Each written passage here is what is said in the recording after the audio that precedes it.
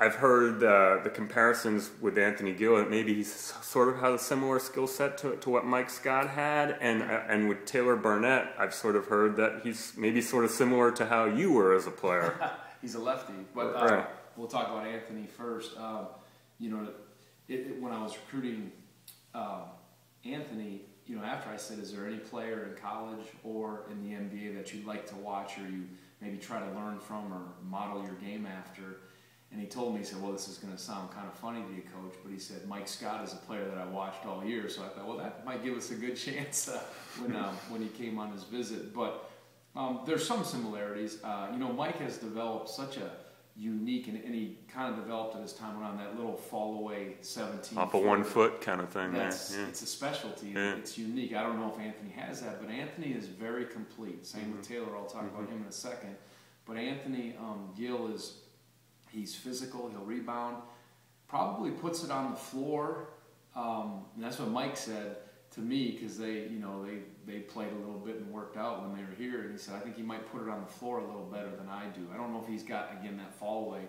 But Anthony's a complete player that can, you look at his percentages, he actually even shot almost 40% from 3 this year. He rebounds and is capable. He'll have a year to get as athletic and as strong as he can with Coach Curtis.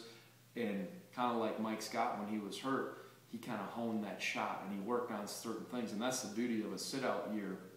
You really, if you're healthy, can go to work and develop from a training standpoint, either add something to your game or really hone a skill that you want. So I think it'll be intriguing to see, you know, if they end up like, there are differences, but you could see, hey, there's two guys that are 6'8", they're that 230, 240, who have some athleticism and can score, and I think that's maybe why people draw that comparison.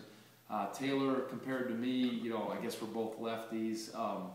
He's probably a little more of a 2-1. I was probably more of a 1 that maybe could slide a little bit over, but you're a little taller too, maybe, right? Yeah. I know you like to say you're 6 feet and all, but we know that that's not really true. No, it's not. That's my wife. I'm shrinking, as they all say when you get older. But I think with Taylor, he's a 6'2", maybe he's 6'3", the shoes, I'm not sure, but he's complete too. And I always talk about that. I really like players, whether they're forwards, centers, perimeters, that are more complete, that, you know, offensively have ball skills where they can put it on the floor, pass, and they're a threat from outside. They can move without the ball, and then, you know, hopefully defensively they play well. You know, Taylor comes from mostly a zone system in high school, and that will be an adjustment for him. But his, I think Taylor Barnette's strengths, from what, you know, I see on film and where he's at, are his feel and